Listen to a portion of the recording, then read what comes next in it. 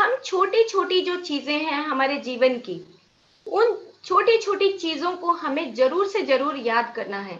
क्यों? क्योंकि हम वो बोलते हैं, पिछले अध्याय में यही चर्चा की थी कि क्षण क्षण जागृति, क्षण क्षण जागृति ही ध्यान है।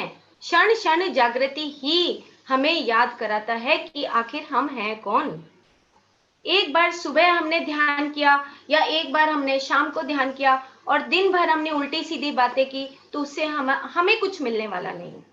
एक एक कर्म का हिसाब है, एक एक कर्म का, चाहे हम कुछ भी छोटे से छोटा कर्म करें, उस कर्म का भी हिसाब है। जैसे कृष्ण शब्द लिखा है, क्री प्लस शोण अशोण, कृष्ण। कृष्ण का मतलब, कृष्ण भगवान कहते हैं, इसी तीसरे अध्याय के चैप्टर में ही आता है एक श्लोक, मुझे याद आ गया अभी, कि उसमें ये बोलते हैं कि मेरे लायक इन तीनों लोकों में, भू भुवर स्वर, इन तीनों लोकों में मेरे लायक कोई काम नहीं है। मैं तो सिर्फ यहाँ पर आप लोगों को संदेश देने के लिए आया हूँ। मेरे लिए कोई काम नहीं है। जहां पे कर्म खत्म हो जाए, कर्म फल खत्म हो जाए, तब मैं यहाँ पे आया हूँ। मैं ये सारे काम खत्म करके आया हूँ। मैं परम आत्मा की स्थिति में यहाँ पर आया हूँ, इसीलिए मेरा नाम कृष्ण है। और मैं ये जो कर्म फल, इस महासमुद्र, जो महाकर्म फल समुद्र है, इन सब से मैं परे हूँ। इसीलिए मेरा नाम यहाँ पे कृष्ण है। क्री मतलब कर्म, कर्म क्षण का मतलब जो कर्मों से मुक्त हो जाए, जो कर्म और कर्म फल से मुक्त हो जाए, वो कृष्ण है।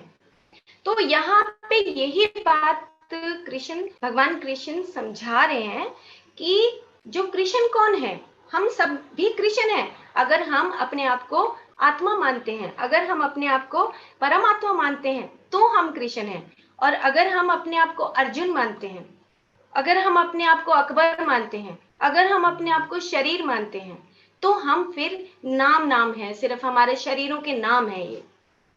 इन दोनों में जो भेद कर देगा कि जो एक परमात्मा की स्थिति है और एक शरीर है, इन दोनों में भेद करना बहुत जरूरी है। लेकिन अब फिर वही बात आ गई कि जो सत्व, रजस और तमस, इन तीनों प्रकृतियों को बार बार जब हम आगे अपनी जीवन को आगे बढ़ाते हैं, तो हमें याद करना है, अपनी ही उस जन्म परंपरा को याद करना है कि अरे हम कहाँ से आए हैं, हमारे जीवन का उद्देश्य क्या है, हम क्यों आए हैं इस धरती पे। क्या हम इस धरती पे खाना पीना सोना, एक अपना अच्छा सा प्रॉपर्टी इकट्ठा कर लिया, बच्चे पैदा कर लिए, नौकरी कर लिया, ये चीजें जो हैं, ये हमारी एक ऐसी जरूरत है जिसकी वजह से, जो कहते हैं ना कि आपका जो माइंड है यूनिवर्सल माइंड, यूनिवर्सल माइंड का मतलब हम अपने अपने कर्मों का हिसाब पूरा करने के लिए आए हैं। इसीलिए परिवार दिया गया है, पर हम तो इसमें उलझ जाते हैं, कभी तमस में और कभी रजस में और कभी सत्व में, निर्गुण स्थिति तक तो आते ही नहीं। निर्गुण स्थिति तक आने के लिए हमें इन तीनों प्रकृतियों को छोड़ना है।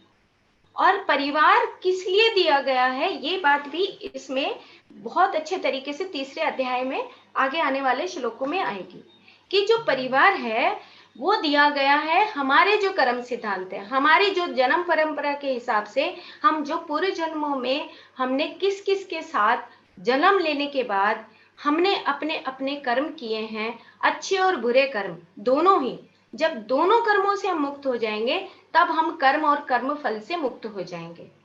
अब जन्म परंपरा की बात है कि हम जब सत्व, रजस और तमस गुण जब हम समझने तो लगते हैं, ऐसी बात नहीं है, हर कोई समझता है, हर कोई, छोटे से छोटा अगर हम ये कहें कि जो जीव है, उसको ये बात समझ आती है कि क्यों, क्योंकि जो ये हमारा पत्थर जगत है, पौधा जगत है, पशु जगत है, इन तीनों जगत के बाद जब हम मनुष्य योनि में जंप करते हैं, मनुष्य योनि में जंप करने के बाद हमारा कर्म सिद्धांत का लेखा शुरू हो जाता है।